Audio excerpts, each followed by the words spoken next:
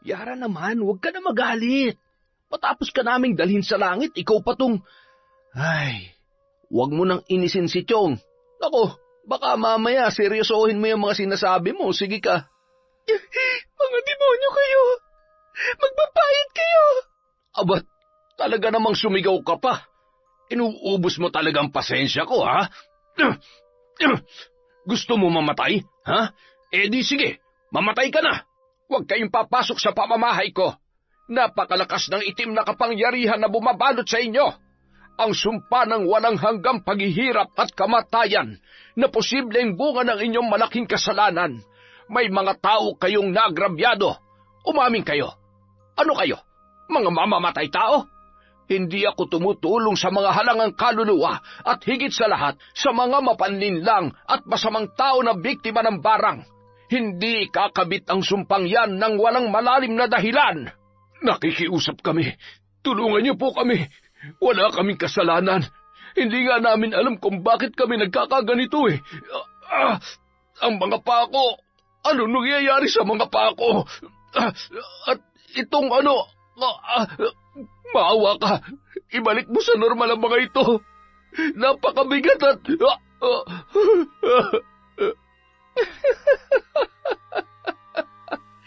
Ang tagal kong hinintay ang pagkakataong ito. Ngayon, hindi nyo na magagawa pang takasan ang mga kasalanan ninyo. Wala nang mas masaya pa na magdusa kayo sa loob ng kulungan habang nakakulong sa aking sumpa na magpapahirap sa inyo sa bawat segundo, bawat minuto, araw-araw. Taon 2010, Batangas. Patuloy pa rin ang pagbuhos ng malakas na ulan. 10 minuto bago sumapit ang 3:00 ng madaling araw ay nagising si Yara sa lamig ng tubig na tumutulo sa kanyang muka. Napabalikwas ang dalaga at nakiramdam sa paligid, sabay inabot ang flashlight at tiningnan kung saang butas na naman nagmumula ang tulong yon.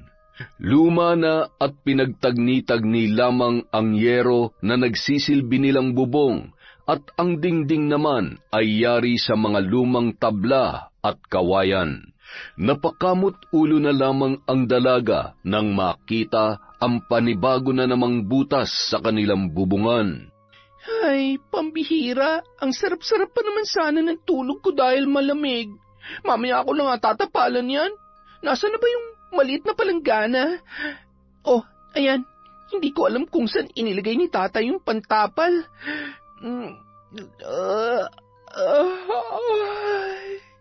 Teka, anong oras na ba? Ay, sakto lang pala, mag-3:00 na rin. Makapag-init na nga ng tubig. Ang sarap naman ng tulog ng tatay ko. 1, 2, 3. Si tatay talaga. Pati sa pagtulog nagtatrabaho pa rin. Hayaan mo tatay, konting tiis na lang. Pagtapos na ako sa pag-aaral, hindi mo na kailangan magpakahirap sa trabaho. Gagawin kong lahat para makalipat tayo sa mas maayos na bahay at makakapagpahinga na yung katawan mo sa pagbubuhat ng mabigat na bloke ng yelo. Mula nung siya ay nasa elementarya pa lamang, yun na ang trabaho ng kanyang tatay Dado. Dahil sa hirap ng buhay, iniwan sila ng kanyang ina. 7 taon pa lamang si Yara at sumama yun sa ibang lalaki. Hindi naman masisi ni Mang Dado ang naging pasya ng kanyang asawa dahil hindi niya natupad ang ipinangakong magandang buhay ng pakasalan niya yon. Itinago niya ang katotohanan yun sa kanyang anak na si Yara dahil ayaw niyang magtanim ng sama ng loob ang dalaga sa sarili nitong ina. Hanggang sa nasanay na silang mag-ama na sila lamang. Magkasama at magkasangga sa lahat ng pagkakataon. Pagkatapos mag-init at magtimpla ng kape, ay umupo na si Yara sa gilid ng katre ng kanyang ama. Tay, tatay, gising na po. Mag-5 na. Ano? Alas 5 na. Bakit naman ngayon mo lang ako ginising? Malilintikan ako nito kay boss. Nakakahiya. Tatay naman, masyadong nervyoso. Nagbibiro lang po ako. Mag-aalas 3 pa lang. Natimpla ko na po yung kape nyo at binilhan ko na rin po kayo ng tinapay kagabi. Ubusin niyo po yon para may lakas kayo sa pagbubuhat. Hahatiran ko na lang din po kayo ng tanghalian mamaya. Wala naman pong pasok ngayon eh. Ay, pambihira kang bata ka, oo. Kinabahan talaga ako ng husto. Siya, sabayan mo na ako magkape. Sige lang po, tatay. Babalik pa po ako sa tulog pagkaalis ninyo. Late na rin po kasi ako natulog dahil tinatapos ko po yung project ko. Inaantok pa nga rin po ako eh. Nagising lang ako dahil sa bago na namang tumutulo sa bubong. Sandali lang ho, tatay ah. Ihahanda ko lang yung damit nyo, bota, raincoat, dahil umuulan. Mahirap magkasakit. Bawal ang magkasakit sa pamilyang to. Salamat, anak. Yung pantapal dyan sa butas ay nandoon sa lalagyan ko sa ilalim ng mesa. Sige po, ako na pong bahala, tay. Kayang-kaya ko na po yan. Wala naman talaga akong masabi sa kabaitan at kasipagan ng anak ko. Abay, ako na yata ang pinakamaswerteng ama sa balat ng lupa. Higit sa lahat, ikaw ang pinakamagandang dalaga dito sa lugar natin. Siyempre naman po dahil napakagwapo kaya ng tatay dado ko. Matapos maihanda ang kailangan ng kanyang ama, ay umupo yun sa may mesa habang naliligo naman si Tatay Dado. Tumitili-tili pa si Mang Dado sa sobrang lamig ng tubig. Nang makatapos yun, ay agad namang nagbihis ng kanyang damit pang trabaho. Paglingon niya sa may mesa, ay napansin niyang nakatulog na ulit si Yara at hindi niya na inistorbo pa. Nagising ang dalaga habang tinatanggal ni Mang Dado ang taling lubid ng kanilang pinto nang papaalis na yon. Ano ba at masyado namang mahigpit ang pagkakabuhol ng taling ito? Tay, aalis na po pala kayo. Ako na po, tatay. Hinihigpitan ko po talaga. Mahirap na. Baka mamaya may magtangkang pumasok na pusa at kainin yung tinapay eh. Siya. Kaya naman pala. Naistorbo ko patuloy ang tulog mo. Okay lang po. Mag-iingat po kayo. Payakap naman muna sa mahal na mahal kong tatay. Basta pupunta lang po ako doon mamaya ha. Buti na lang, medyo humina na yung ulan. Ay, oo nga anak. Siya, aalis na si tatay. Mag-almusal ka na lang dyan, ha? Kumaway-kaway pa habang tinatanaw ang kanyang ama na naglalakad papalayo. Hindi naman kalayuan sa kanilang bahay ang pinagtatrabahuhan noon. Isinara niya ulit ang pinto, ngunit hindi niya na itinali dahil malapit naman ng magliwanag. Kumuha ang dalaga ng isang unan at tumungo sa may kusina. Doon ay muling nakatulog si Yara. Samantala, nang makarating naman si Mang Dado sa pagawaan ng bloke, ay agad niyang binuksan yon. Ipinagkakatiwala na kasi sa kanya ng boss nilang si Arnel ang susi ng pagawaan at maging ng bodega kung saan nakasilid ang iba pang mga kagamitan. Napapakamot ulo naman ang matanda habang inihahanda ang mga gamit sa paghahakot ng mga bloke papunta sa sasakyang ginagamit nila na nakaparada sa may tagiliran ng bodega. Sinimulan niya na rin ang pagkakalas ng bloke ng yelo sa hulmahan nito, ngunit wala pa rin ang dalawa niyang kasamahan sa trabaho na si Asyong at si Lito. Si Asyong ay kasabayan ni Mang Dado sa pagpasok sa nasabing trabaho mula pa nang magsimula ang negosyong yon ni Arnel. Si Lito naman ay pamangkin ni Asyong na dayo sa nasabing lugar. Palipat-lipat yon sa mga kamag-anak niya kaya wala ring permanenteng trabaho. Agad naman yung natuto sa tulong ni Mang Dado. Bukod sa mabait, natural na ang pagiging matulungin ng matandang lalaki kahit paminsan ay istrikto yon pagdating sa trabaho. Siya kasi ang lubos na inaasahan at pinagkakatiwalaan ng kanilang amo mula sa paggawa at pagde-deliver ng mga bloke ng yelo sa palengke. Siya rin ang humahawak ng pera at ireremit naman niya sa hapon bago siya umuwi sa kanilang bahay kung hindi nagagawi sa pagawaan si Arnel. Nung mga oras na yun, nag-uumpisa na sa pagkakalas ng bloke si Mang Dado. Nasa mahigit 50 bloke ang nade-deliver nila sa palengke araw-araw. Abat, napasarap yata ang tulog ni Asyong at Lito.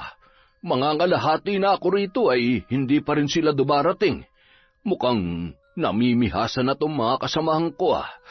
Ay, magandang umaga, Mang Dado. Ang agad nyo naman yata ngayon. Anong maaga alas 4 na. Sadyang huli lang kayong dumating. Kayo na maghakot nito papunta sa truck at nang makapag-deliver na tayo. Lito, mukhang inaantok ka pa. Alalayan mo yan si Asyong para walang mabitak na bloke ng yelo. Sige ho. Relax lang, Mang Dado. Matatapos din to. Nagpatuloy sa pagkakalas ng bloke si Mang Dado at ang dalawa naman ay ikinakarga na sa truck na ginagamit nila sa pagde-deliver sa palengke. Gamit ang sliding board na yari sa kahoy ay mabilis namang naikakarga at baba ang mga bloke ng yelo. Buisit na matandang yan, napakayabang kong umasta. Akala mo naman ay siyang amo natin. Sinabi mo pa, tiyo, napipikon na nga ako eh. Konting-konti na lang, papatulang ko na yan eh. Abay, kalmahan mo lang. Baka naman mawalan tayo ng trabaho niyan. Alam mo namang sanggang dikit niyan si Boss Arnel. May oras din sa atin yan. Pasasaan ba't bibigay rin ng katawan niyan? Tumatanda na rin naman eh. Pagdating ng araw, ako nang pagkakatiwalaan ni Boss o di kaya ikaw. Kaya kapag nandyan si Boss, magpakitang gilas ka na. Tsaka sakyan lang natin si Tanda para hindi makahalata. Oh, ayan. Dahan-dahan, Lito, ha? Nagdadabog ka yata eh. Abay, huwag naman sanang sasama ang loob nyo kapag sinisita ko kayo. Ang akin lang naman ay pantay-pantay ang pinapasahod sa atin, kaya dapat ay pantay-pantay din ang trabaho natin. Isa pa, napapadalas na kasi ang... Pasensya na ho, Mang Dado. Hayaan nyo, mula bukas ay aagahan na namin. Nakakahiya naman ho sa inyo. Naparami lang ho ng inom kagabi, kaya... Ay, siya, sige na. Ako'y hindi namang galit. Ilan na lang ba ang kulang? Binibilang nyo ba? 5 na lang ho. Tapos, lalarga na ho tayo. Agad na itinulak ni Lito ang kariton papunta sa truck at tinapik naman ni Asyong ang balikat ni Mang Dado. Mang Dado, pasensya na sa pamangkin ko ha. Bata pa kasi kaya minsan ay may pagkamakitid ang... Alam mo na, dumaan rin naman tayo sa ganyang edad. Medyo padamdamin at... Hayaan mo na. Tara na at nang makalarga na tayo. Si Asyong ang inutusan ni Mang Dado na magmaneho ng truck papunta sa palengke. Namamanhid pa kasi ang kamay ng matanda sa lamig at nangalay din ang braso nito dahil sa matinding lamig sa pagkakalas ng mga bloke. Nang makarating ang mga yun sa palengke ay kanya-kanya na silang baba at tulak ng kariton na kanilang ginagamit sa pagde-deliver sa mga nagtitinda ng karne, isda at iba pa sa palengke. Kanya-kanya naman ng abot ng bayad ang kanilang mga customer. Pagkatapos ay ireremit naman nila yon kay Mang Dado. Lito, naitabi mo na ba yung bayad sa panabis nating 5 bloke? Ayos na ho, Chong. May pambili na naman ho tayo ng alak at pulutan. Hoy, ano yan ha? Kayong dalawa, ginugulangan nyo na naman si Mang Dado. Aba, maawa naman kayo sa matanda. Aling baby naman. Baby, hinaan mo naman at baka may makarinig sa'yo. Hayaan mo't bukas ay may panabis kang 1 bloke sa amin. Nako, wag na. Idadamay nyo pa ako sa kalokohan nyo. Siya, lumayas na nga kayong dalawa at baka malasin pa mga paninda ko dahil sa pinaggagawa nyo. Ay sus, masasayang ho yung beauty nyo kapag palagi kayo nagsusungit at nakakunutang noo. Kaya nga pinapalayas ko na kayo at kapag ganyan naman ang mukha na makikita ko, hay ewan. Grabe ka naman, Aling Baby. Masyado ka namang namemersonal. Ay, tara na nga dito. Samantala, kasalukuyang dinudukot ng matandang babae sa kanyang lumang bag ang pitaka habang naglalakad papalapit sa pinag-aangkatan niya ng panindang kakanin na ilalako niya naman sa may pantalan. Nasaan na ba yung pitaka ko? Habang abala ang matandang babae sa kung anong hinahanap niya, ay paparating naman sa kinatatayuan nito si Mang Dado. Ay, salamat sa Diyos at natapos din. Abat, sinura tayo na. Napakasipag rin naman ng matandang to. Wala ring kapaguran sa paglalako. Mula sa di kalayuan ay kitang-kita niya naman nang biglang hinablot ng isang binatilyo ang hawak na pitaka ng matandang si Lola Nora. Hoy, ang pitaka ko! Ibalik mo sa akin yan! Sakto namang tumakbo ang binatilyo papunta sa direksyon kung saan naroon si Mang Dado. Sinadya niya yung banggain ng kariton, dahilan para matumba at maabutan yon ni Lola Nora. Diyos kikang bata ka! Ang likot ng kamay mo! Aray ko po! Magnanakaw kang bata ka! Akin na yung pitaka ko! Agad na pumito ang gwardya at nagkukumahog namang tumakas ang nasabing magnanakaw. Ay, hayaan nyo na.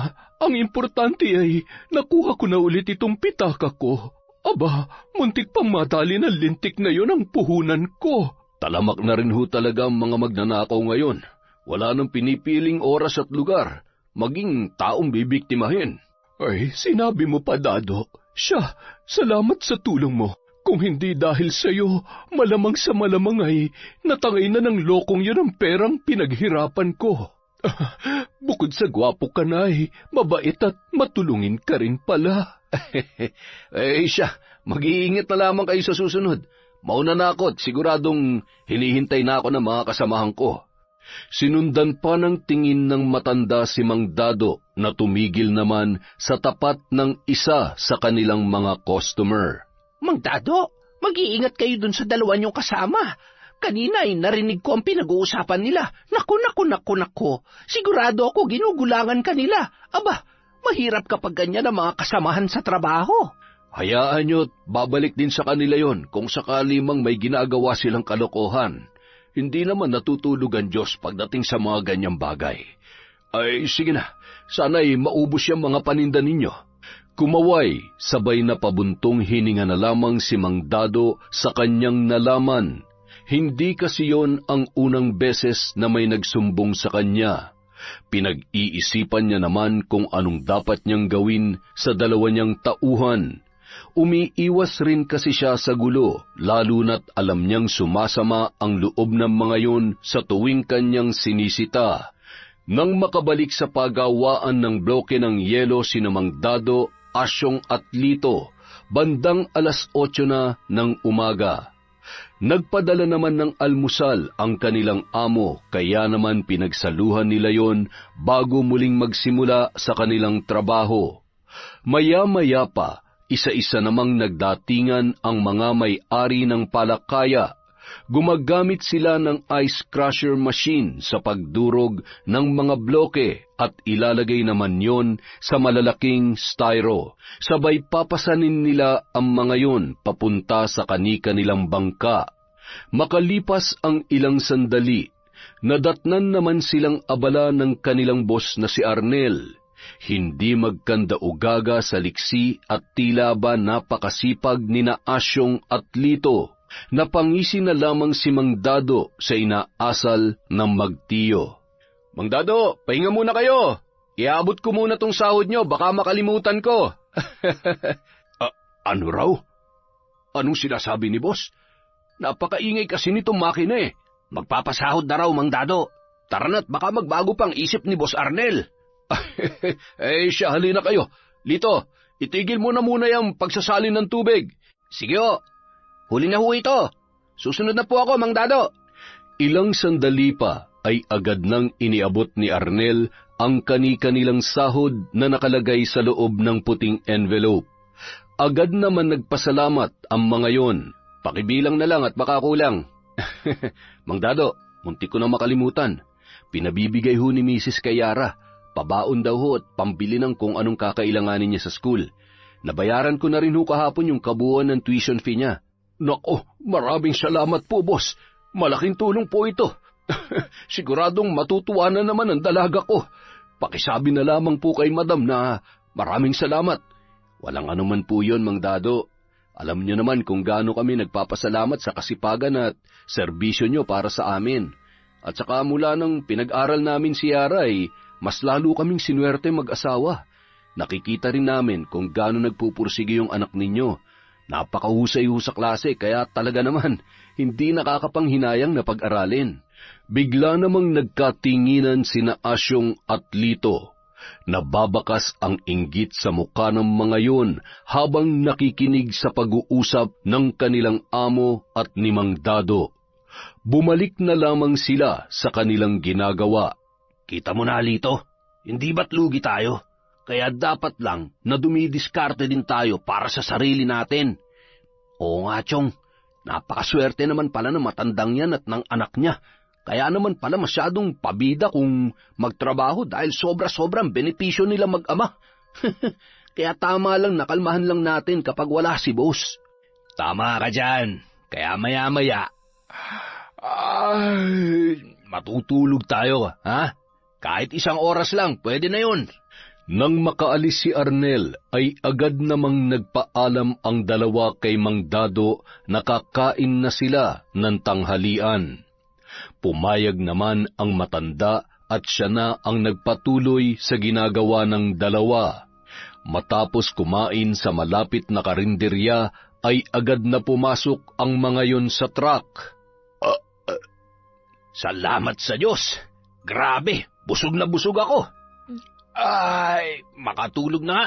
Kayang-kaya na ni tanda yun. Bandang 12:00 ng tanghali ay pakanta-kantang naglalakad si Yara papunta sa kanyang tatay Dado.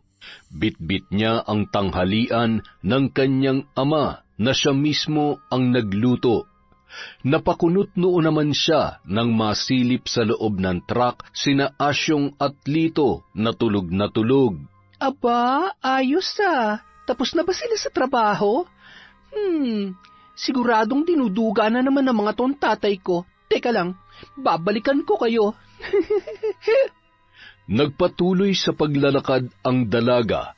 Rinig na rinig niya ang pagbuhos ng tubig sa malalaking hulmahan ng bloke ng yelo at ang paghila ng mga bakal kapag isisilid na yon sa lalagyan. Napakasalbahe talaga ng mga yon. Mag-isa niyong pinagtatrabaho ang tatay ko. Mamaya kayo sa akin. Tatay! Tay! Yuhu! Nandito na po ako. Kain po muna kayo. Anak, sandali lang. Kanina ka pa ba dyan? Kararating ko lang po, tatay. Bakit ho? Mag-isa lang kayo dito. Nasaan yung mga kasama niyo? Sina Asyong at Lito. Kumain ng tanghalian. Siguro'y umuwi sa bahay nila. Kanina pang 11:00 yon. 12:00 na hindi pa rin nakakabalik. Nako, siguro po ay tinutunaw pa yung kinain nila. O baka naman po, nalunok na nila yung kutsara, kaya... Ikaw talaga. Hayaan mo na. Kayang-kaya ko naman to. Tapos naman ng dagsa ng mga customer. Mamaya ulit yan, mga 3:00. Sus, kaya nasasanay sila ng ganyan kasi hinahayaan nyo eh. Tay, kapag hindi mo sila sinita, mamimihasa ang mga yan. Maawa naman kayo sa sarili ninyo. Ayaw ko naman na nasusobrahan kayo sa pagod. Inaabuso na kayo ng mga yon. Huwag kasi kayo masyadong mabait. Umiiwas lang tayo sa gulo, anak. Sa sakit ng ulo, nakikisama lang ako. Pero kapag sobra-sobra na, siyempre magsasalita rin ako. Isa pa, may nagsusumbong rin sa akin sa palengke tungkol sa kalokohan ng mga yan. Dinadaya nila ang bilang ng bloke para may kita sila maliban sa sahod nila. Ay. Kita nyo na? Naku, madadamay ka pa sa kalokohan ng mga yan. Hindi nyo po sila kailangang pagtakpan. Huwag nyong isipin kung anong mararamdaman nila. Kung mayroon kayong dapat isipin, di yung boss nyo na nagmamalasakit sa atin. Hindi yung mga tamad at magnanakaw naman pala. Gusto ko lang makasiguro. Mahirap namang maniwala sa sabi-sabi lang, kaya gusto kong ako mismo makakita. Sabagay. Sige na po, kumain na kayo. Masarap yan, Tay, at paborito nyo yan. Ito po pala, Suman. Merienda nyo maya-maya. Binigay ho sa akin yan ni Lola Nora kanina. Aba, talaga namang nagkakasundo kayo ng matandang yun, ha? Opo, mabait po kaya siya. Tapos, naikwento niya nga po sa akin na tinulungan niyo siya kanina. Tay, pakiramdam ko. Yara, anak, pakainin mo muna ako bago mo ituloy ang sasabihin mo. Ay, nakong batan to baka masuka pa ako dyan. Sige po, kain na po muna kayo. Magpapahangin lang po ako sa labas at didiligin ko po yung mga halaman sa may tapat ng bodega. Nandun po ba yung hose ng tubig? Oo, anak, pero alanganin namang magdilig ng halaman at tanghaling tapat. Baka mamatay naman yung mga halaman sa gagawin mo. Hindi po yan. Alam ko na. Maglilinis na lang po ako dun sa tapat ng bodega. Medyo makalat. May walis din po doon, diba? Oo, anak. Siya, ikaw na ang bahala dyan. Hindi ka rin mapakali ng walang ginagawa May pinagmanahan ka nga talaga. Pasipul-sipul pang kinuha ni Yara ang walis at hose ng tubig sa may bodega at ikinabit yon sa gripo. Sarap na sarap kayo sa tulog nyo, ha? Habang yung tatay ko nagkakandakuba na sa pagtatrabaho, humanda kayo sa akin. Mga impakto! Matapos wisikan ng tubig ang semento na kalsada sa tapat ng bodega, ay winalis-walisan niya yon, sabay ngumisi at tumapat sa may bintana ng truck kung saan parehong nakanganga at humihilik ang magtiyo na sina Asyong at Lito. Tulong! Nalulunod ako! Chong, gising! Nananaginip ka! Ano nangyayari? Bakit basang-basa tayo? Anak na putya! Akala ko totoo na!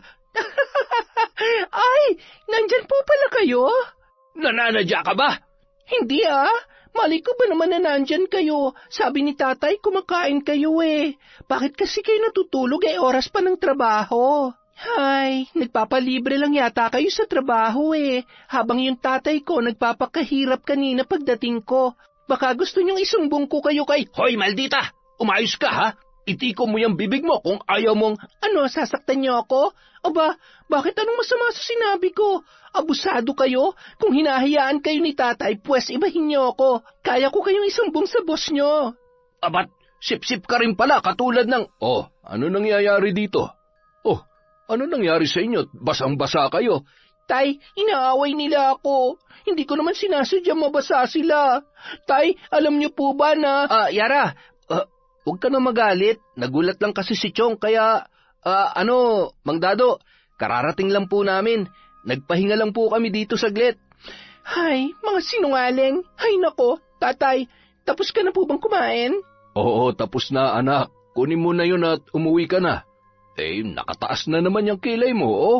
Napabuntong hininga na lamang si Yara at inirapan sina Asyong at Lito. Matapos makuha ang baunan na pinagkainan ng kanyang ama, ay nagpaalam na yon sa kanyang tatay.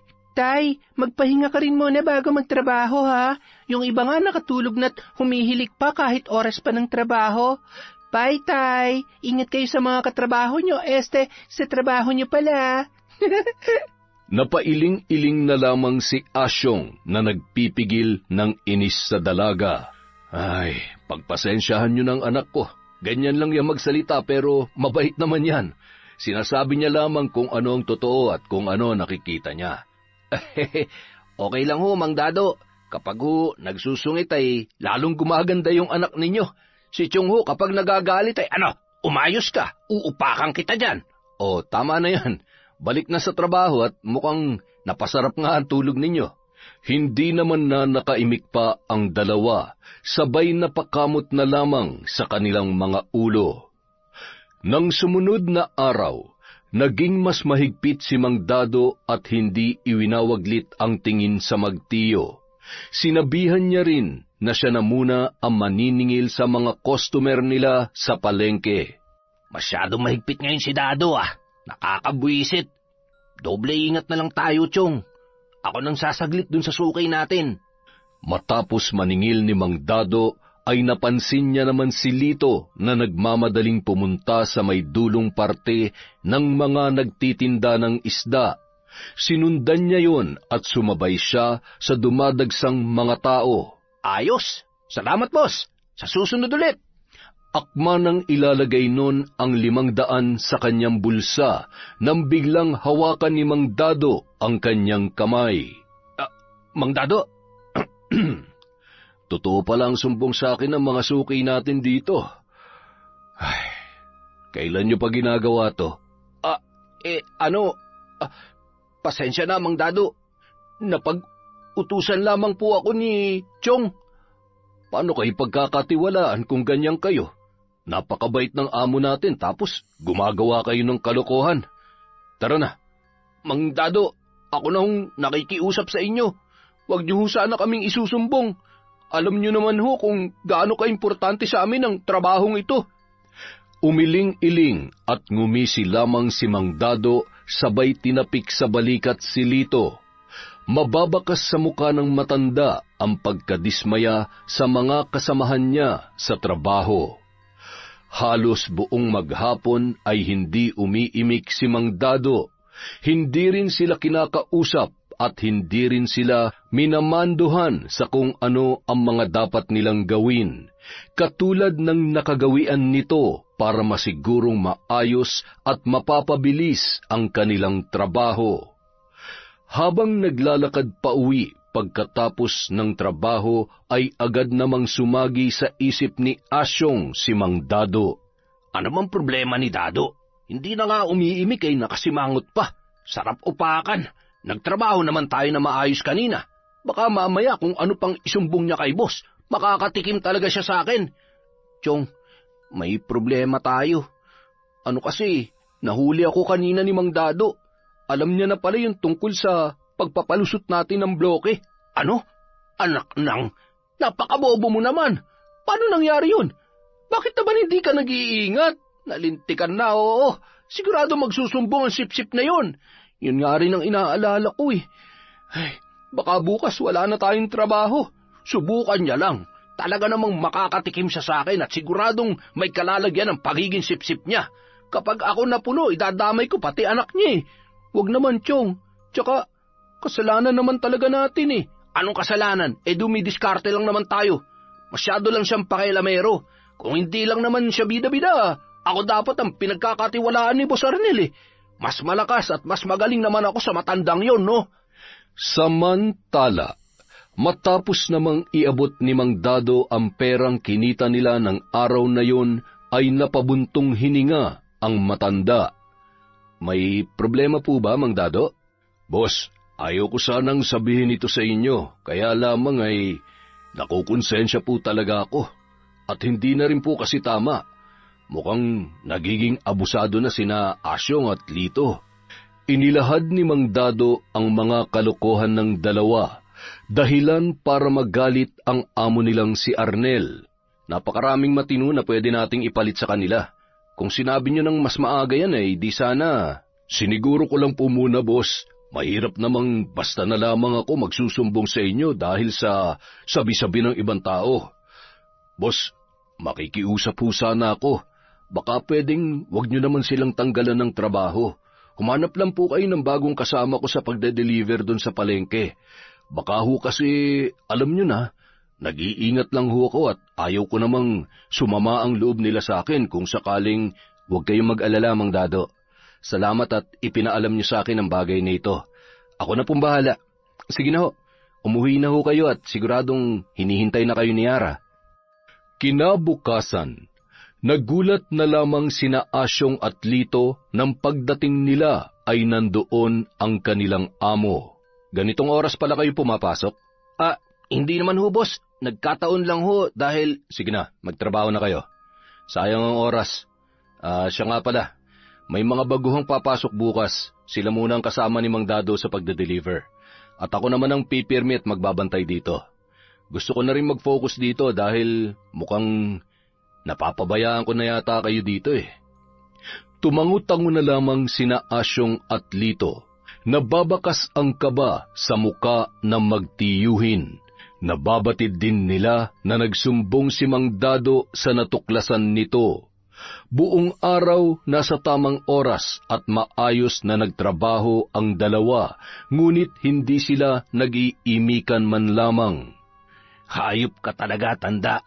Humanda ka sa akin. Masyadong matabil yung dila mo. Panira ka ng diskarte.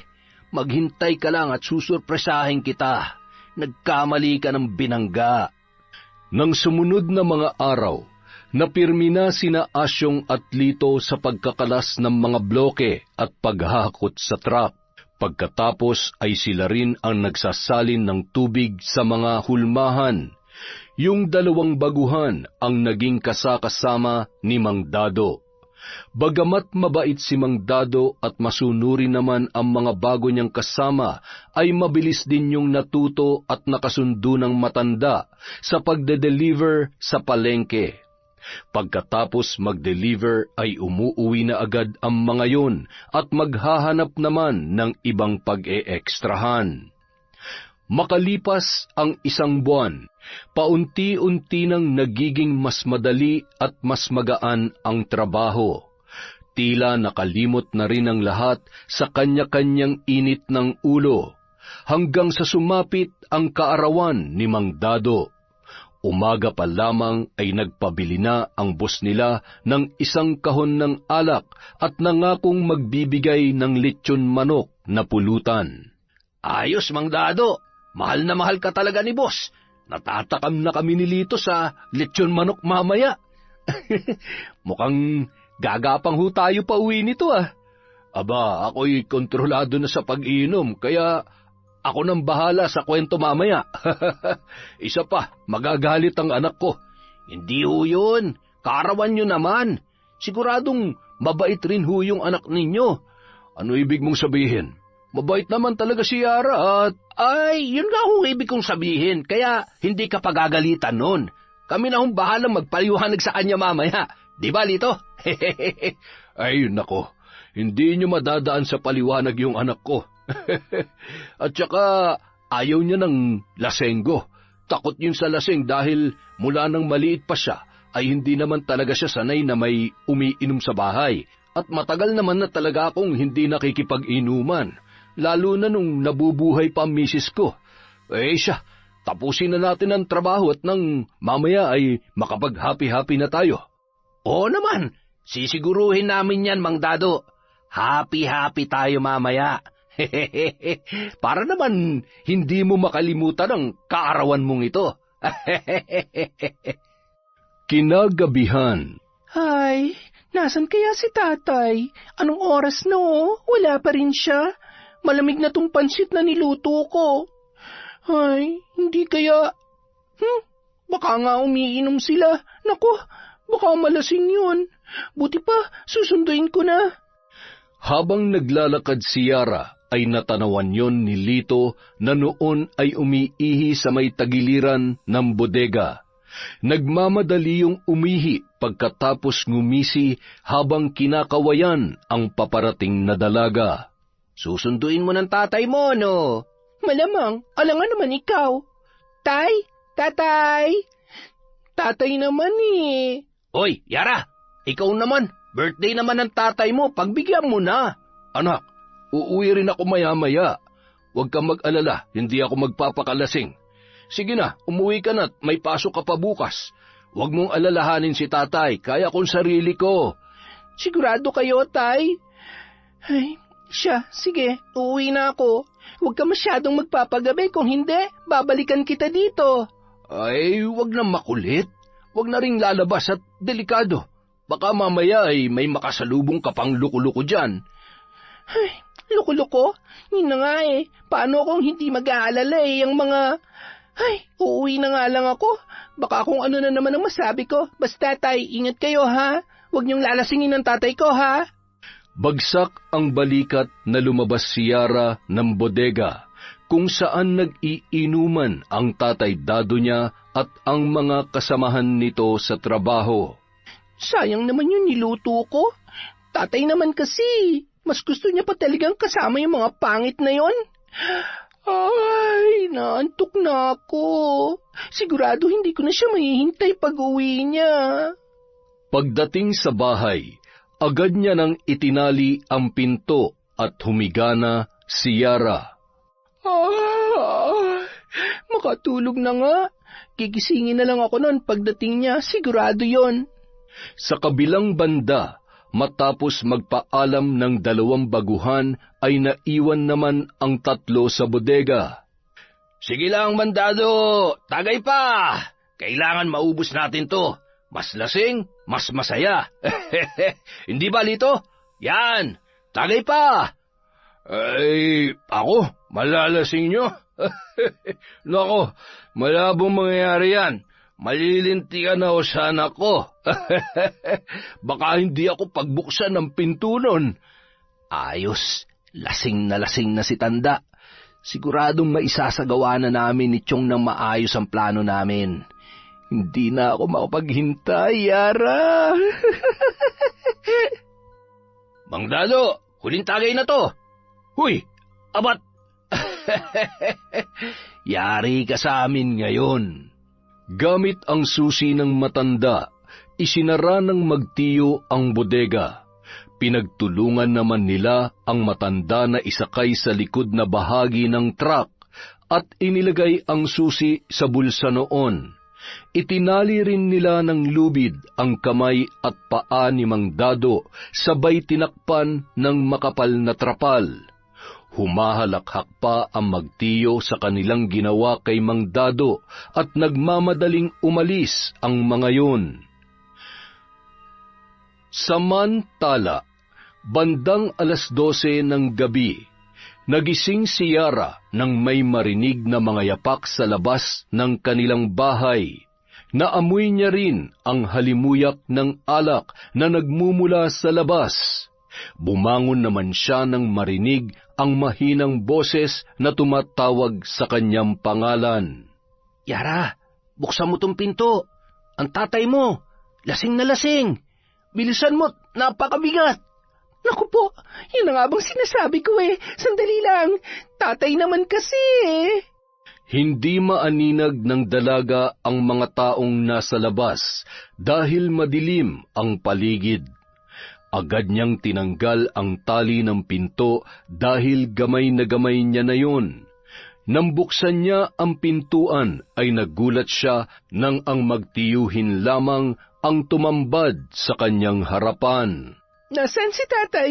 Anong ginagawa niyo dito? Ha? Ang dami mo namang tanong, papasukin mo na lang kami. Ano ba? Bitawan niyo ako! Mga hayop kayo! Huwag ka nalang magtangkapang sumigaw, Yara. Kung ayaw mo masaktan. Sige, subukan niyo lumapit. Sisigaw ako ng malakas. Sisigaw ka? Bakit ka naman sisigaw? Wala pa nga kaming ginagawa sa'yo.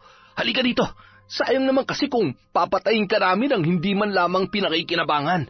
Napakaganda mo pa naman at... ang bango-bango mo. Bitawan niyo ako! Nakakadiri ka! At talagang palaban ka, ha? Napakaingay mo!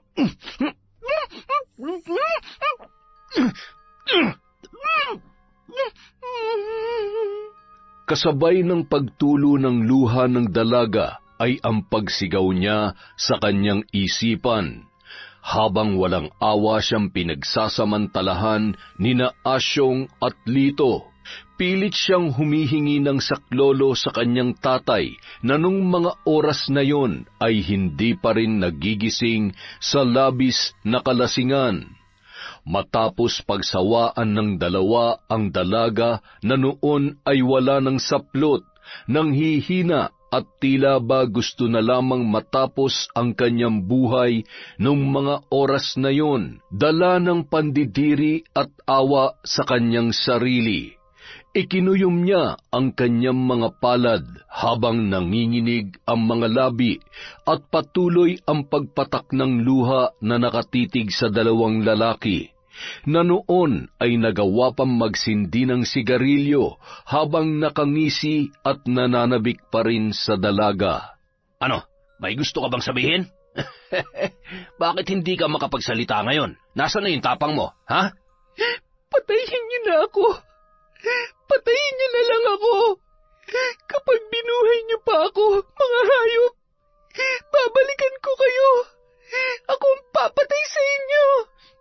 naman.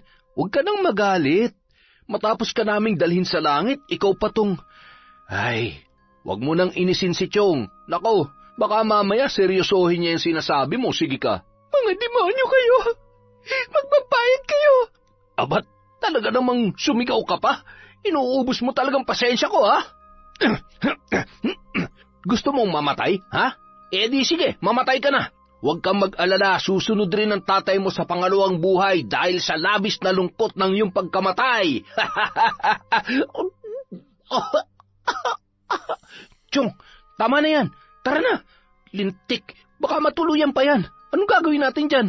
Kapag nabuhay pang malditang to, siguradong ikakanta tayo nito. Kaya mabuti pa. Sakto. May laman ba yung drum na yan? Meron, Chong. Umalis na tayo. Tama na yan.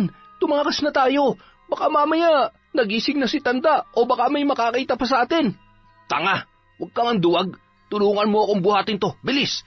Ipinasok nila si Yara sa drum na kulay asul na puno ng tubig, at pagkatapos ay nagmadali ng tumakbo ang mga yun, lalo na nang makitang nangisay na ang paa ng dalaga. Naiwan ng mga yon ang kanilang damit pantaas na nasa higaan pa ni Yara. Nang gabi ring yun, nakahanda na ang mga bag ng magtiyo. Kinuha nila yon at nakahanda ng bumiyahe para takasan ang kanilang ginawa. Asyong? Lito? Saan kayo pupunta? Bakit nagmamadali kayo? Saan ba kayo galing, ha? Teka, iiwan mo ako? Iiwan mo na kami ng mga bata? Wala kang karapatan na pigilan ako. Napapagod na akong magbanat ng buto para sa mga batang hindi ko naman kadugo. Buhayin mo yung mga anak mo mag-isa. Halika na, Lito. Asyong, sandali! Huwag mo naman gawin sa akin to! Asyong! Samantala, kailangan kong makalabas dito. Diyos ko, tulungan niyo po ako. Hindi nila maaaring takasan ang ginawa nila sa akin. pilit iginagalaw ni Yara ang kanyang katawan hanggang sa matumba ang drum na kanyang kinalalagyan. Gumapang yon ng dahan-dahan hanggang sa mailabas niya ang kanyang ulo sa loob ng drum at nakahinga na ng maluwag. Mga hayop, pagbabayaran yung ginawa niyo sa akin. Magbabayad kayo. Nung mga sandaling yon ay siya rin namang pagkagising ni Mang Dado. Wala siyang makitang liwanag at naliligo na rin siya sa pawis. Hindi ako makahinga na maayos. Nasaan ako? Bakit nakatali ang mga kamay at paa ko? Sino may kagagawan nito? Mukhang napagtripan ata ako ng mga lukulukong yun ah. Tulong! Tulungan niyo ako! Nung mga oras na yon, wala namang dumaraang tao, kaya pilit namang iginagalaw ng matanda ang kanyang katawan hanggang sa siya ay makabangon na. Isa namang binatilyo ang dumaan noon at natanawan niya mula sa malayo. Tinawag niya yon at tinulungan si Mang Dado na kalagan ng tali ang kanyang kamay at paa. Sino pong may gawa nito sa inyo? Malamang sa malamang yung mga lukulukong kasamahan ko. Sila naman ang huli kong kasama eh. Nako, anong oras na ba? Sigurado nag-aalala na ang anak ko. Siya, salamat sa tulong mo, iho. Kailangan ko munang umuwi sa bahay. Wala talagang magawang tama tong sina Asyong at Lito, oo. Ay, kaawaan-awa kayo ng Diyos sa mga pinagagagawa ninyo. Habang naglalakad si Mang Dado, ay may 3 kalalakihan na tumatakbo papalapit sa kanya at natatanawan niya rin ang iba pang mga tao na nasa tapat ng kanilang bahay. Mang Dado, buti na lang ho, umuwi na kayo. Bilisan niyo na ho dahil ano ba nangyayari? Bakit nagkakagulo sa tapat ng bahay? Si Yara ho. Ano nangyari sa anak ko? Napatakbo habang nanginginig ang buong katawan dahil sa takot na nararamdaman niya nung mga sandaling yon. Nadatnan niya ang ilang mga kababaihan sa loob ng bahay na siyang nag-aasikaso kay Yara. Ang tanging nakapulupot sa katawan ng dalaga ay ang kumot nito. Basa at magulo ang buhok. Nanginginig pa rin sa lamig at takot. Mababakas sa muka at braso ang mga pasa at sugat na nagpapatunay ng matinding pinagdaanan. Sino may gawa nito? Yara, anak, magsalita ka. Sino may gawa sa'yo nito? Tay, bakit ngayon ka lang? Pinagsamantalahan nila ako, Tay. Sinong gumahasa sa'yo? Patawarin mo ko, anak. Patawarin mo si tatay. Papatayin ko kung sino man ang may gawa nito sa'yo. Magbabayad sila.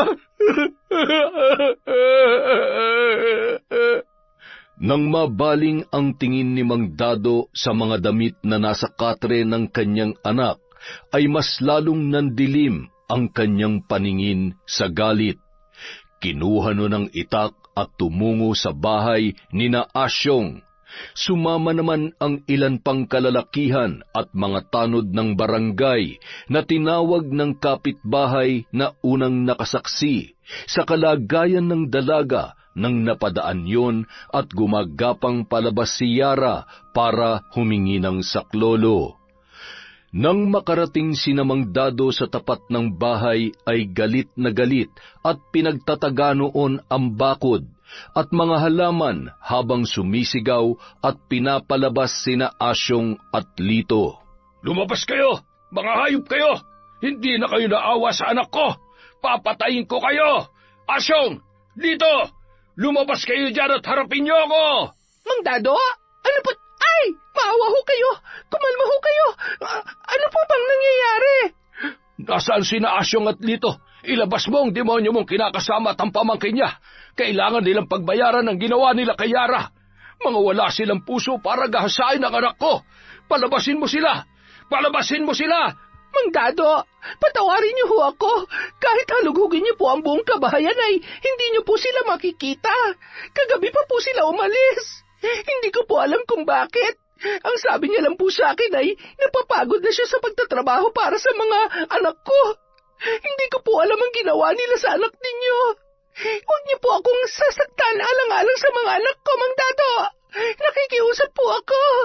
Hindi nila maaaring takasan ang ginawa nila. Saan sila pumunta? Saan? Pakiusap, sabihin mo ang totoo.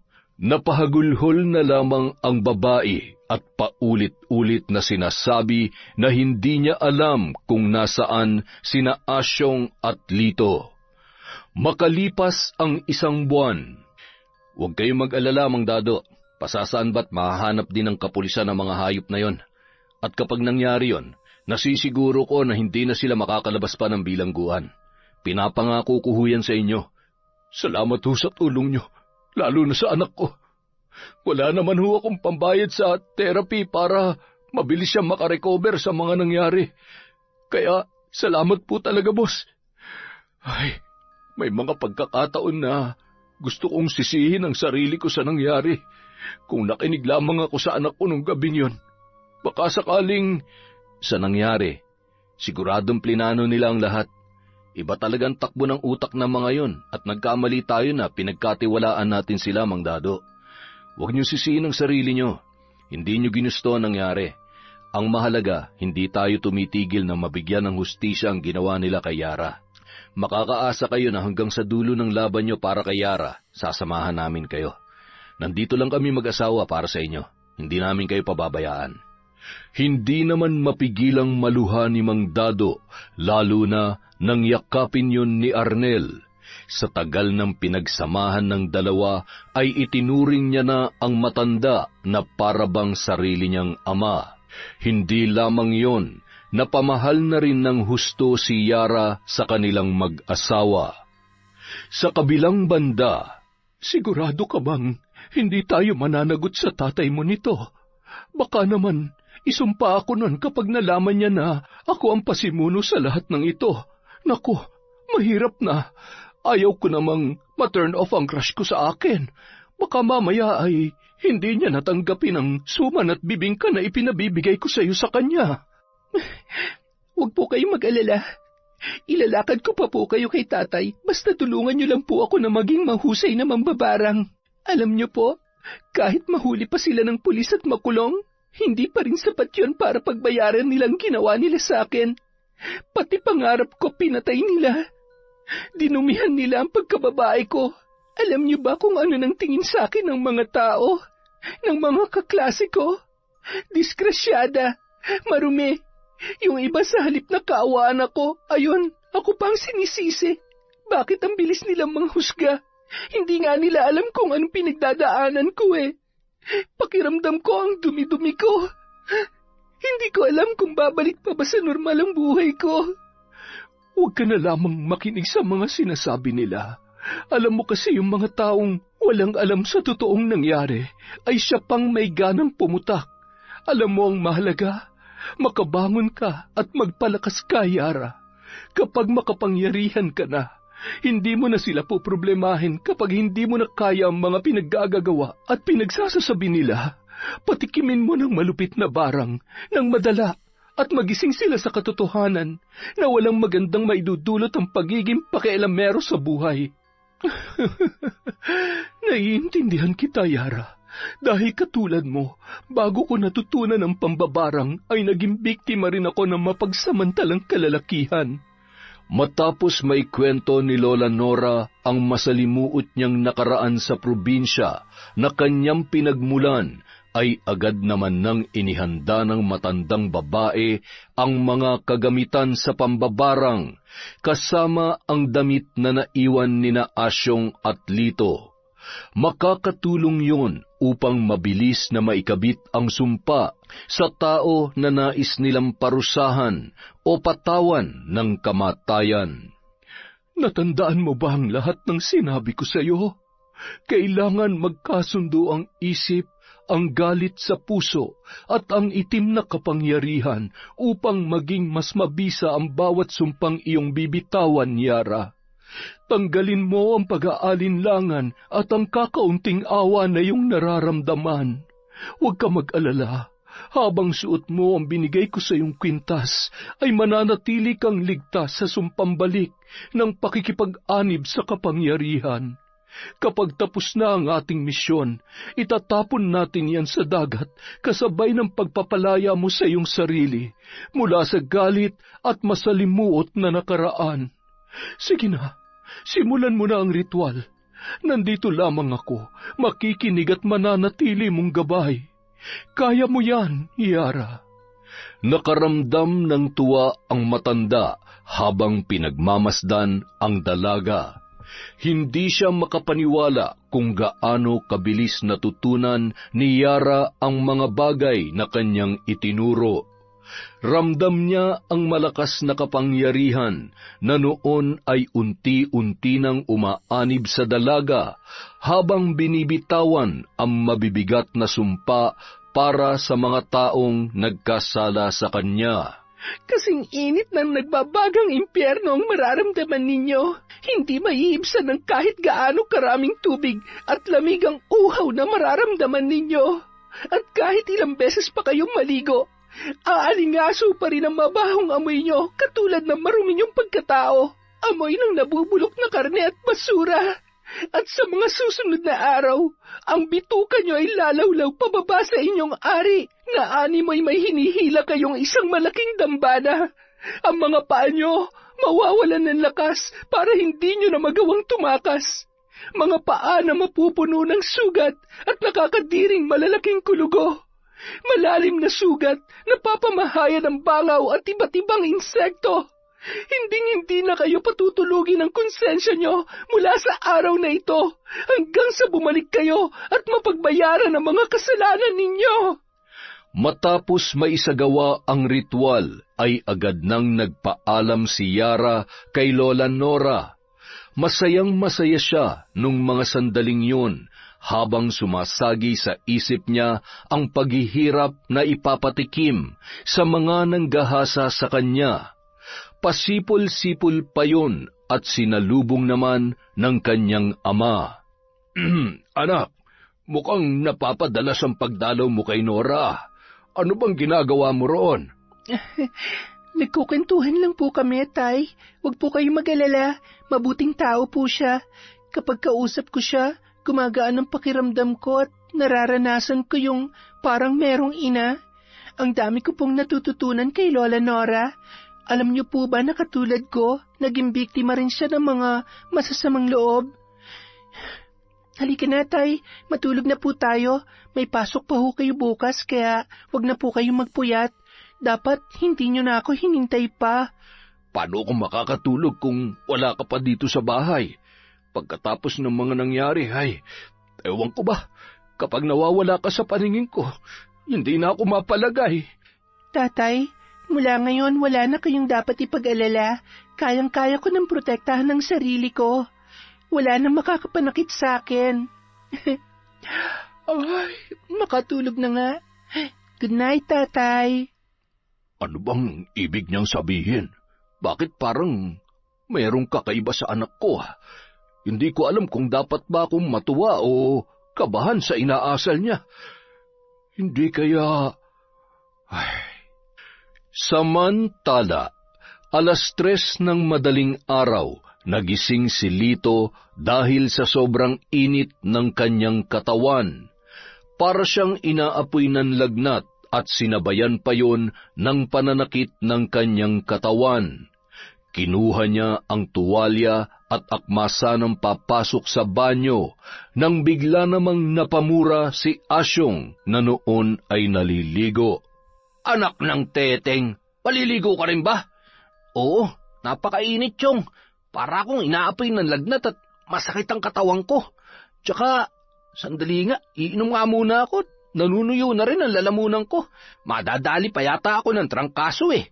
Pambihira naman buhay natin to. Paubos na ang pera natin. Wala tayong mapasukan na trabaho dahil hinahanapan tayo ng lintik na NBI clearance na yan. Hindi nga natin masabi ang totoong pangalan natin dito eh. Kumuha pa kaya ng mga requirements na hinihingi nila?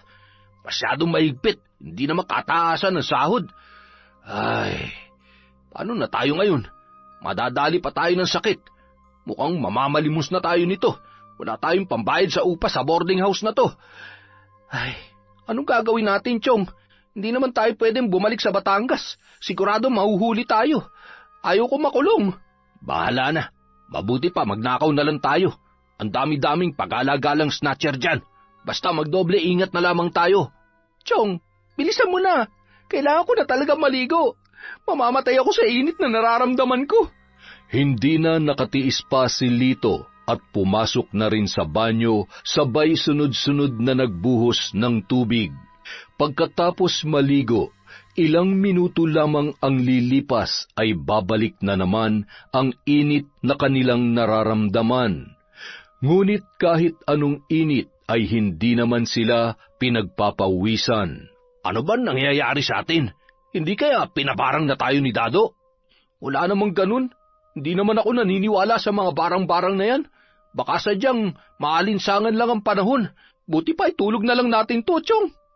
Ilang sandali lamang mula nang sila ay makaidlip.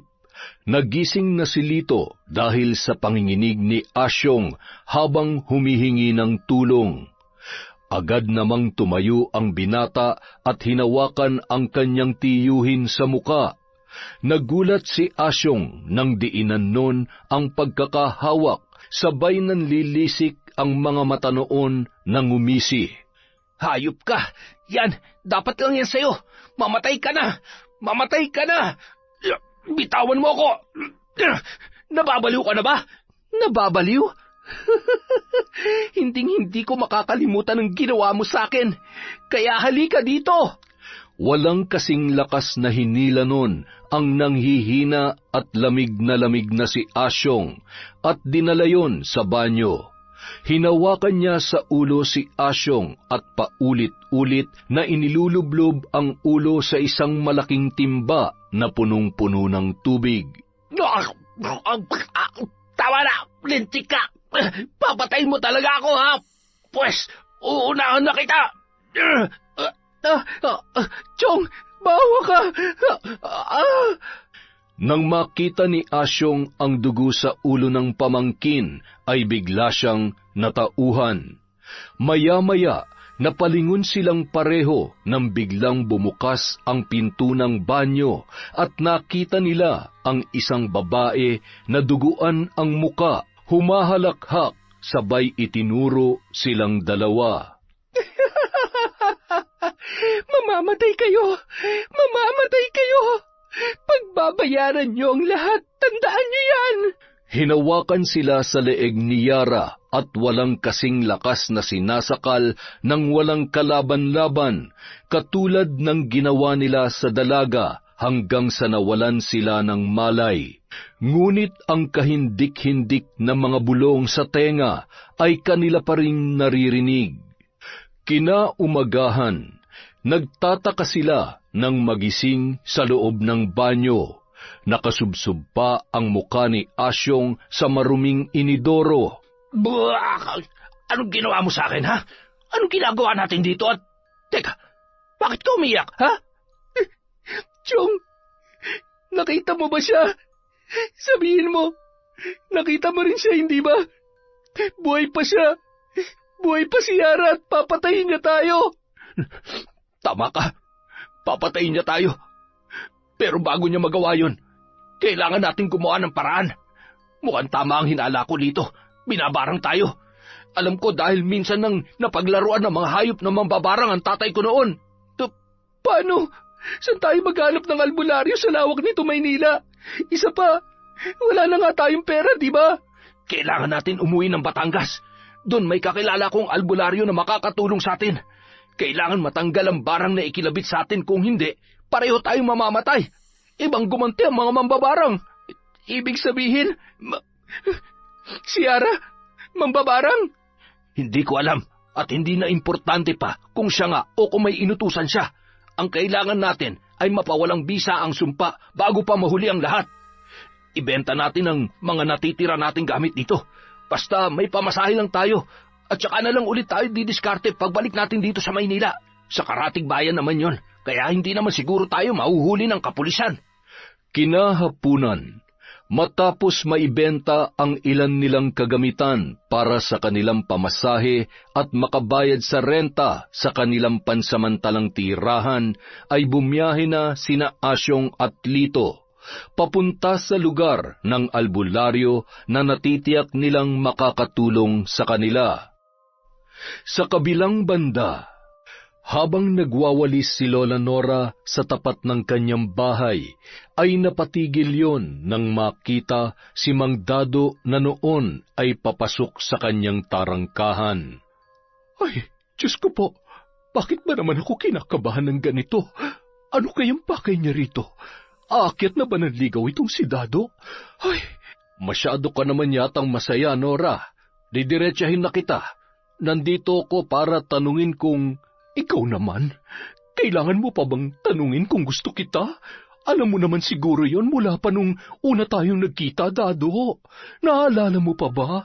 Ay, Jesus Mariosep, kilabutan ka nga sa sinasabi mo, Nora.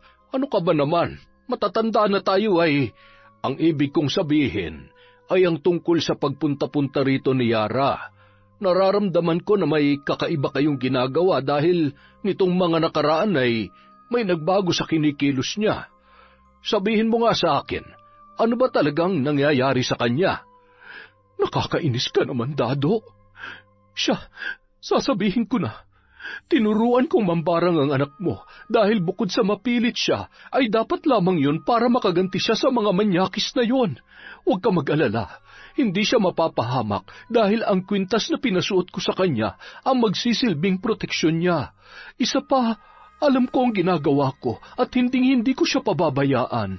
Siguruhin mo lamang, Nora, dahil kapag may nangyaring masama sa anak ko, hindi ko alam kung wala kang magandang sasabihin, umalis ka ng gurang ka. Sige na, masyado ka nang mapanakit ng damdamin. Barangin kita dyan eh. Kahit barangin mo ako, hindi pa rin ako makakapayag sa gusto mo. Akala mo ba hindi ko alam na sinusuhulan mo ang anak ko? Hindi ko ipagpapalitang na mayapa akong misis sa isang mambabarang. Che, umalis ka na. Akala mo ba pipigilan kita? Kung hindi pa ako tumanda ng ganito, hindi sana ako mabobroken-hearted. Samantala, bandang 7:00 ng gabi, Pagtapak pa lamang nina Asyong at Lito sa may pintuan ng bahay ng albularyo ay namilipit ang mga yon sa sakit ng kanilang tiyan. Naramdaman nila ang pagbaba ng kanilang tiyan at pagbigat ng ibabang parte ng kanilang katawan. Agad na gumapang ang mga yon at pinaghampas naman ng albularyo ng buntot pagi, kaya napapahiyaw sa sakit ang dalawang lalaki. Huwag kayong papasok sa pamamahay ko. Napakalakas ng itim na kapangyarihan ng bumabalot sa inyo. Ang sumpa ng walang hanggang paghihirap at kamatayan na posibleng bunga ng inyong malaking kasalanan. May mga tao kayong naagrabyado. Umamin kayo. Ano kayo? Mga mamamatay tao? Hindi ako tumutulong sa mga halangang kaluluwa at higit sa lahat, sa mga mapanlinlang at masamang tao na biktima ng barang. Hindi kakabit ang sumpang yan ng walang malalim na dahilan. Nakikiusap po kami. Tulungan niyo kami. Wala kaming kasalanan. Hindi nga namin alam kung bakit kami nagkakaganito eh. Ang mga paa ko. Ano nangyayari sa mga paa ko? At itong ano ko, bawa ka. Ibalik mo sa normal ang mga ito. Napakabigat at... Chong, hindi ko na kaya. Ang sakit. Tama na. Yara, kung ikaw man na nagpapahirap sa amin ni Chong, maawa ka. Susuko na kami. Huwag mo naman kaming pasakitan ng ganito. Ang sakit. May mga sugat at kulugo. Chong, ang mga paa natin. Diyos ko, amang mahabagin. Anong gagawin ko sa mga taong ito? Buhay pa nangabubulok na. Mga hilayo pa kayo. Pauna pa ako mamatay dahil sa amoy ninyo. Sobra-sobra ang galit na may gawa nito. Mga halang siguro ang kaluluwa ninyo. Gumapang ang magtiyuhin papunta sa kubo, kung saan doon ay sinubukang bigyan ng pansamantalang lunas ng albularyo sina Asyong at Lito. Habang natutulog ang dalawang lalaki, ay isang ritual ang isinasagawa ng albularyo upang makipag-ugnayan sa mambabarang na si Yara. Kinaumagahan. Hoy! Magsigising kayo! Ay, Diyos ko! Ang mga sugat nyo sa paa! Tingnan nyo! Punong-puno ng itlog ng langaw! Yung mga bunganga nyo, nagkabitak-bitak na yan na parang naipit na mga galamay ng alimasag. Ay, inumin nyo itong kape at sa tingin ko maya-maya matatapos na ang problema ninyo. Alam nyo kasi sa totoo lang, ang gamot dyan ay ang itama nyo o pagbayaran ng ginawa nyong kasalanan. Kaso ang hilig ninyong tumakas sa katotohanan, kaya ayan. Ano bang ibig mo sabihin? Alam mo, kagabi ka pa Kung di mo kami kayang gamutin, dapat sinabi mo na. Hindi yung dinadaan-daan mo pa kami sa pakanyang-ganyan. Ilang ulit ko bang sasabihin sa iyo na hindi kami masamang tao? Hindi mo ba nakikita ang kalagayan namin? Kami ang biktima rito.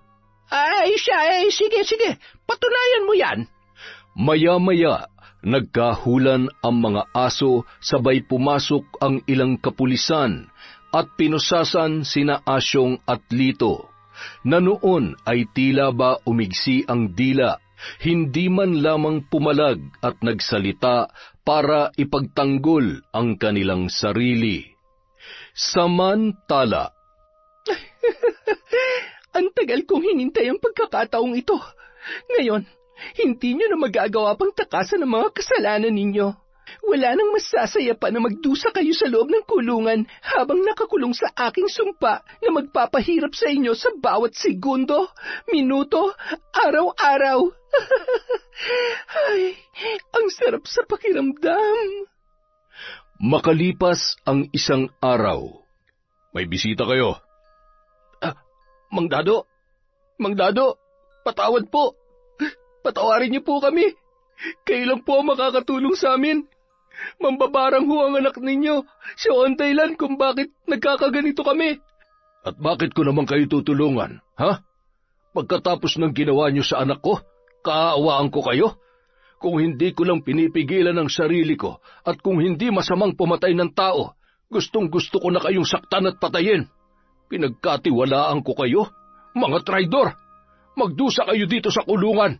At yang mga nangyayari sa inyo, karma nyo yan.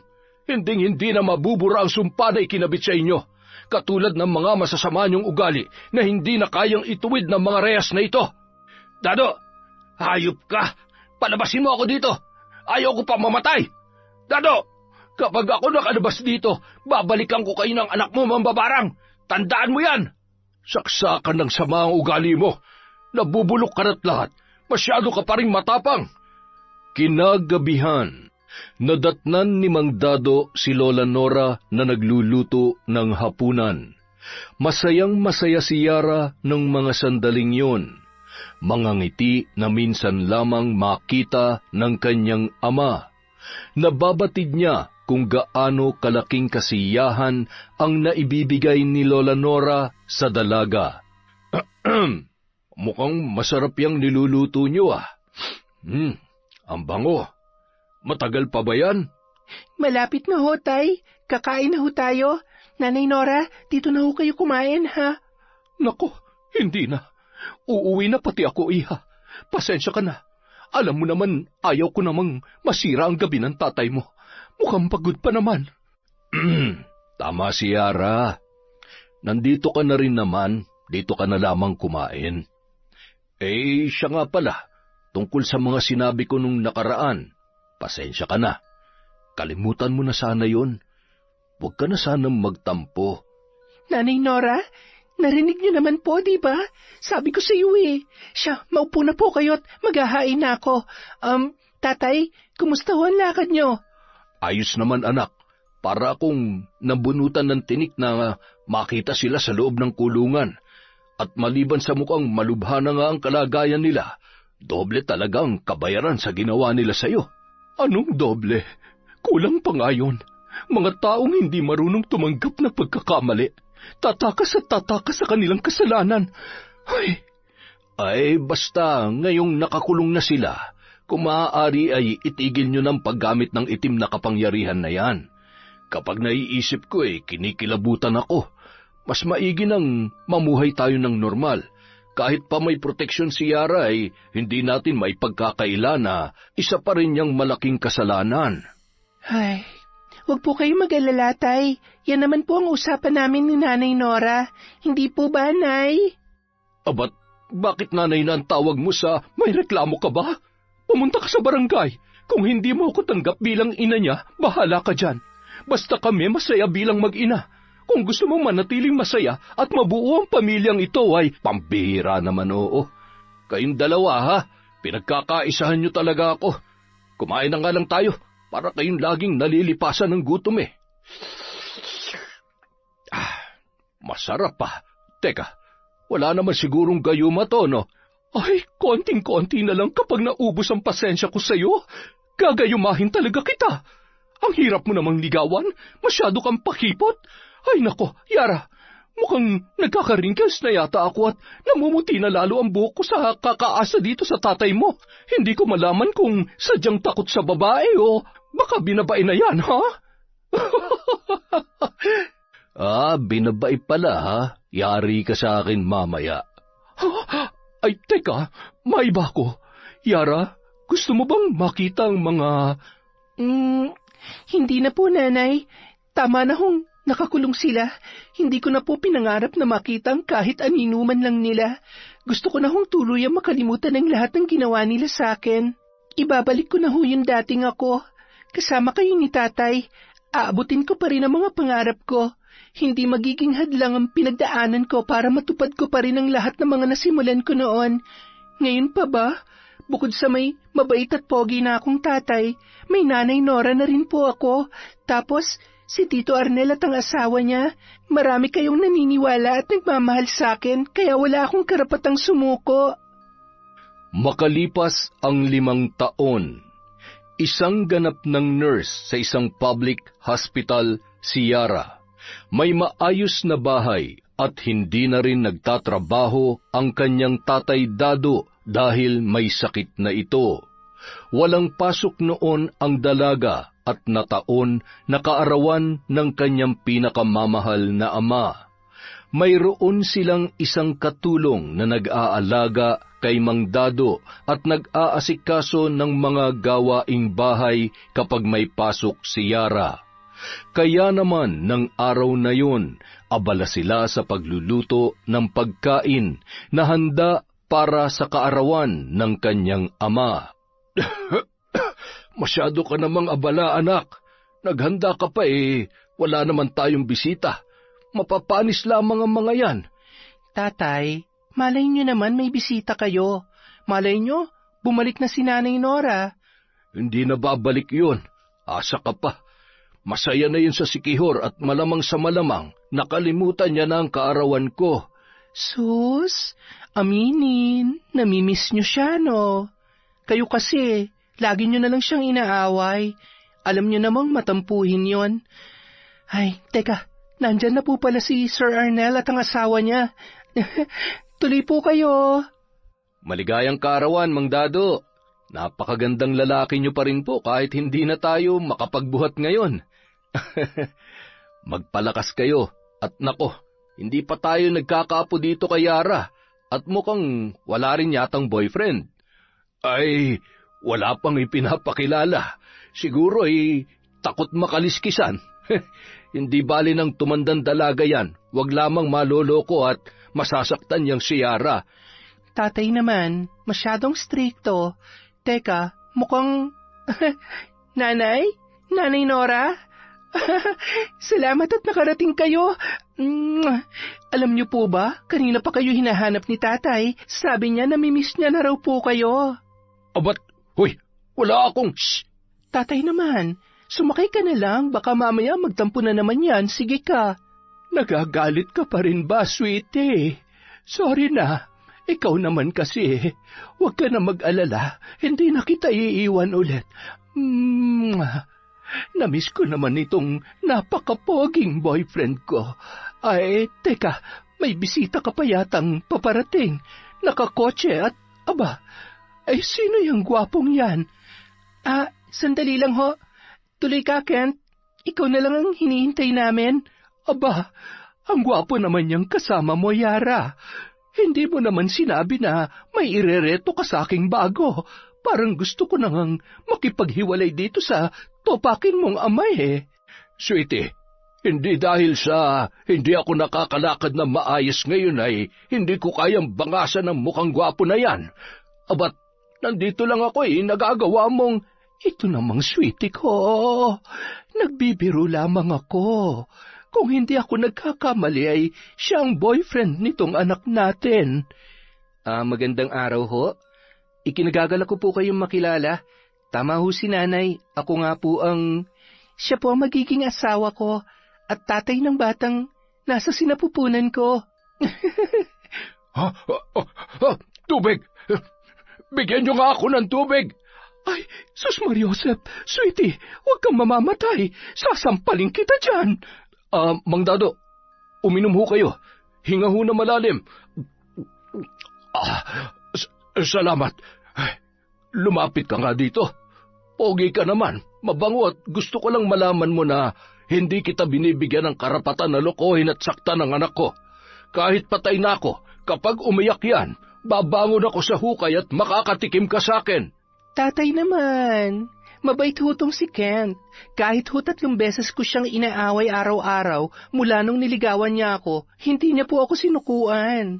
Kaya huwag kayong mag-alala, hindi ho kami maghihiwalay kung sakaling dumating ang araw na magkakaproblema kami. Katulad ho ng, ay nako, ayan, magkakaturuan na.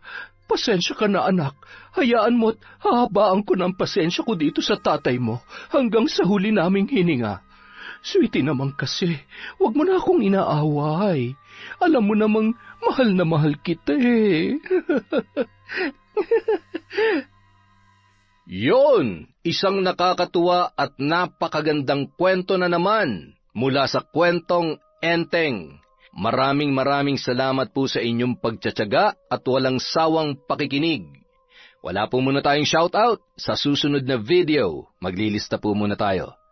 Again, maraming salamat po mula sa kwentong Enteng.